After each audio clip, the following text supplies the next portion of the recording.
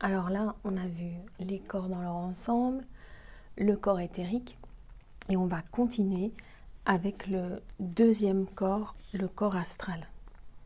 Enfin, là, voilà les cartons. Donc le corps astral qui est cette couche verte, là autour. Je vais prendre juste les trois, ça sera plus simple. On a donc vu le corps physique, toute son importance, le corps éthérique, qui est notre vitalité, et puis le corps astral, qui est le corps émotionnel. Le corps astral est beaucoup plus vaste. Autant le corps éthérique, il est une forme comme ça qui suit la ligne de mon corps. Le corps astral, lui, est plutôt comme une bulle. C'est un peu le corps dont on parle souvent dans les livres, dans les choses qu'on peut lire sur les auras, parce que c'est un corps qui est coloré. Quand les gens parlent de couleur de l'aura, en fait, ils parlent de ce corps-là.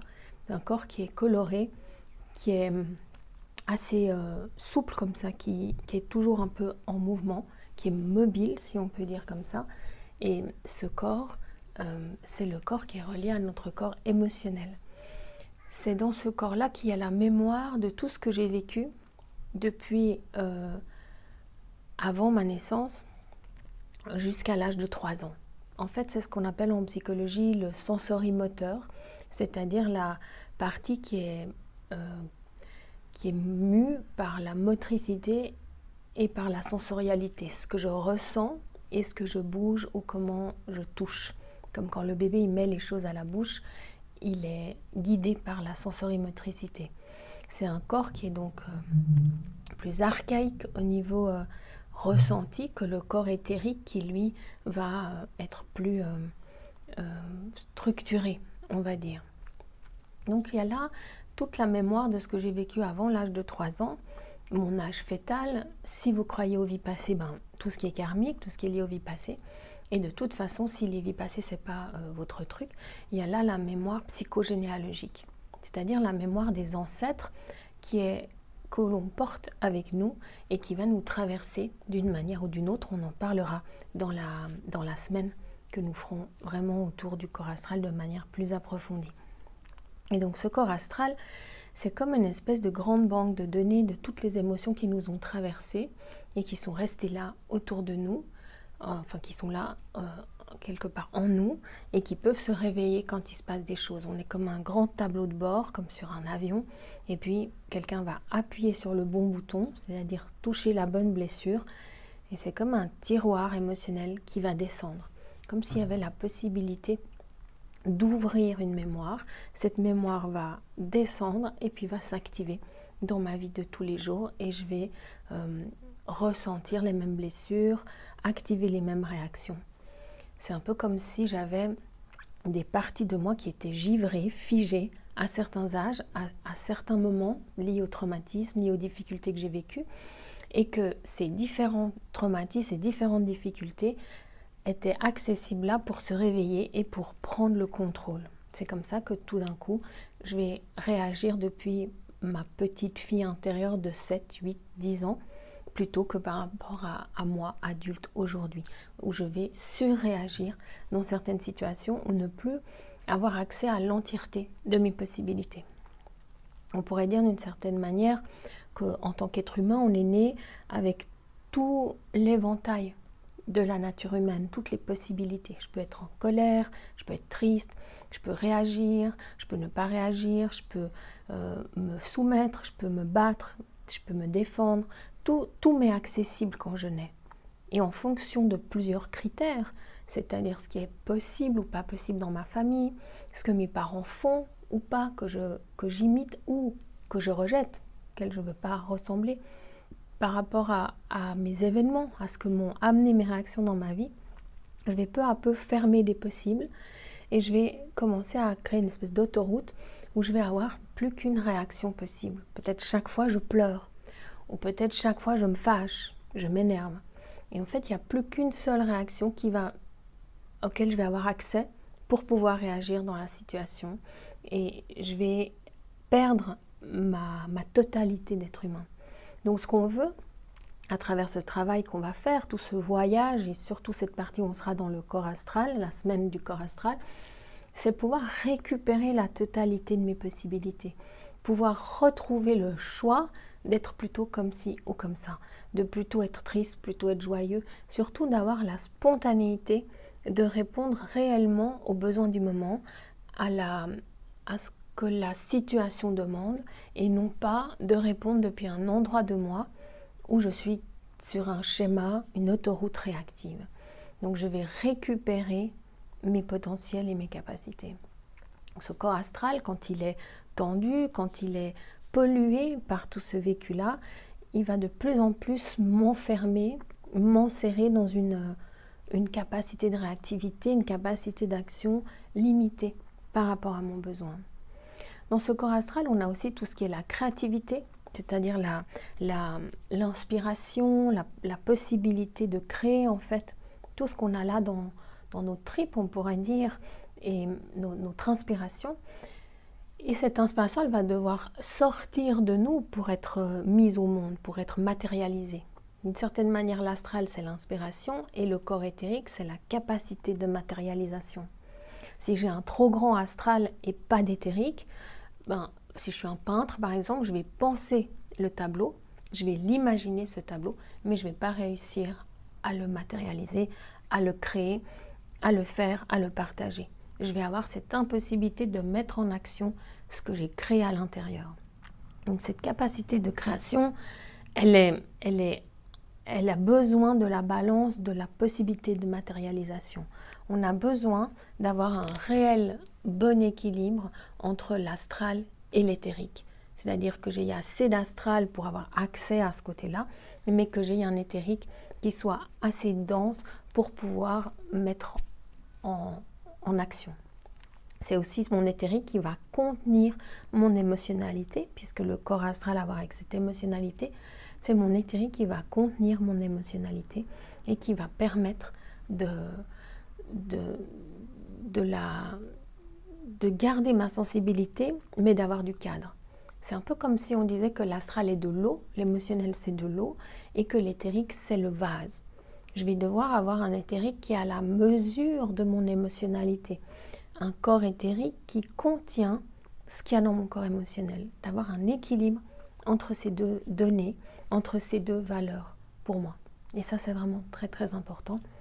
Cette possibilité de pouvoir contenir ce que je ressens plutôt que d'essayer de compresser ce que je ressens. Comme si j'ai beaucoup d'eau, il me faut un vase plus grand plutôt que de vouloir contenir l'eau et rapetissir l'eau que j'ai. Ce qui viendrait à essayer d'être moins sensible, de moins ressentir, plutôt que de donner un contenant plus grand à cette sensibilité-là. C'est comme moi, en percevant les auras, j'aurais pu choisir de couper cette perception, c'est trop, c'est trop, c'est trop. On me demande souvent, mais est-ce que c'est pas trop, toutes ces perceptions? Plutôt que d'avoir un cadre, un éthérique, une constitution psychique plus large pour pouvoir contenir ce qui est ressenti et du coup de pouvoir développer une capacité d'absorption. On en parlera dans la semaine de l'astral, cette possibilité d'absorber ce qui se passe parce que ça respire, parce que c'est fluide, parce qu'il n'y a pas de choses figées. Plus il y a de choses figées dans mon astral, plus il y a de choses compressées dans mon astral, moins j'ai la capacité d'absorption, plus les choses me percutent comme ça, violemment, et plus je suis figée à l'intérieur, donc plus figé sur figé, plus c'est violent quand le monde arrive. Et j'ai l'impression que le monde me submerge.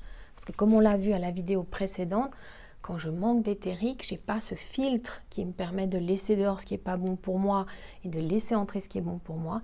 Et du coup, je subis plutôt que de pouvoir danser avec la vie. Ça, on en reparlera, de pouvoir danser avec la vie, surfer sur la vie. Je vais subir et me compresser encore plus. Ce corps astral, il a à voir avec ma petite enfance, il a à voir aussi avec tout mon imaginaire, ma capacité d'imagination, donc aussi ma capacité d'inspiration, de création. Il a à voir avec la sensibilité, on l'a vu.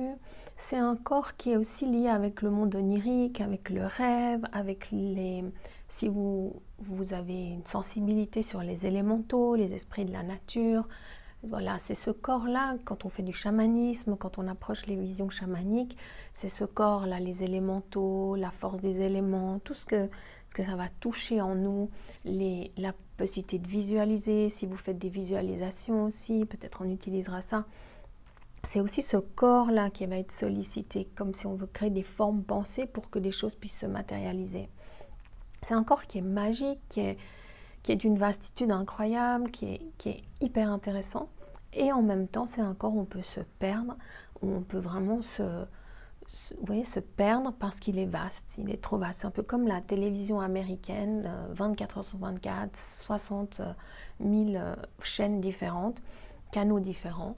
Et en fait, nous, on reste là et il y a de l'information, de l'information, de l'information. Et on ne peut pas la trier, on ne peut pas en faire quelque chose. On dit trop d'informations tue l'information.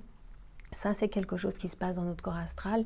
Il m'est bien souvent arrivé dans le cabinet de rencontrer des gens ou de recevoir des gens qui avaient été en fait complètement saturés de choses, par exemple chamaniques ou même en constellation, même d'un travail où ils avaient été reçus toutes ces informations, ouvert tous ces canaux, et puis plus assez d'éthérique pour pouvoir structurer cette information, en faire quelque chose, pouvoir en fait la digérer. Donc on a besoin d'un astral qui à la fois est souple, est vaste, respire, peut recevoir des choses, mais qui aussi est capable de contenir ce que l'on ressent, de mettre de l'ordre dans ce qu'on perçoit et qui puisse respirer avec la réalité. Bien sûr, son meilleur ami, ça va être l'éthérique, pour avoir cette complétude entre les trois, en fait, physique, éthérique et astral. On voit que ces trois dimensions, c'est vraiment les dimensions qu'on vit sur Terre. Nos préoccupations maximum, ce qu'on reçoit dans le cabinet au maximum aussi, ou même quand on a besoin d'aide, c'est souvent des préoccupations physiques, de santé, de nutrition, de sommeil, etc.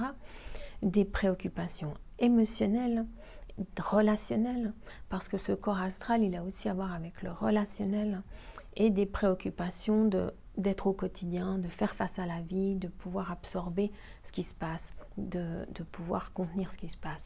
Donc on est vraiment sur les bases, la base de ce que tous les êtres humains, ou ce à quoi tous les êtres humains sont confrontés, vraiment des choses basiques et fondamentales avec ces trois corps-là. Et c'est ceux-ci qu'on va majoritairement avoir besoin de rééquilibrer pour se créer une vie qui nous corresponde vraiment et qui corresponde à ce qu'on souhaite vivre profondément.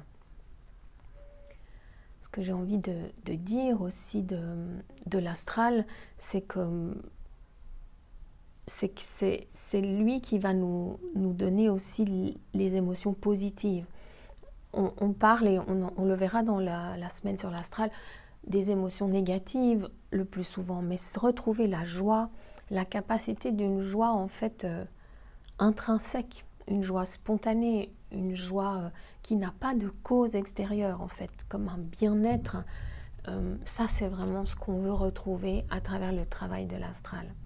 On a tous cette image un peu fausse d'un endroit qui serait une espèce de plateforme bonheur, et puis quand j'arriverai là, je serai bien. Et ça ne va pas arriver en fait. On va toujours avoir des fluctuations. Ces fluctuations, c'est comme des vagues. Mais à un moment, le plus bas que j'ai maintenant est au même endroit que le plus haut que j'avais avant. C'est-à-dire que les vagues, elles vont comme ça, de haut en bas. Et à un moment, le mieux que j'étais était moins bien que le moins bien que je suis maintenant. Mais celui qui est à l'intérieur de ces vagues, celui-là, eh ben, il n'a pas l'impression que ça va mieux. Il a l'impression qu'il fait toujours des fluctuations. Et beaucoup de gens me disent, mais Sophie, ça n'arrête pas d'osciller.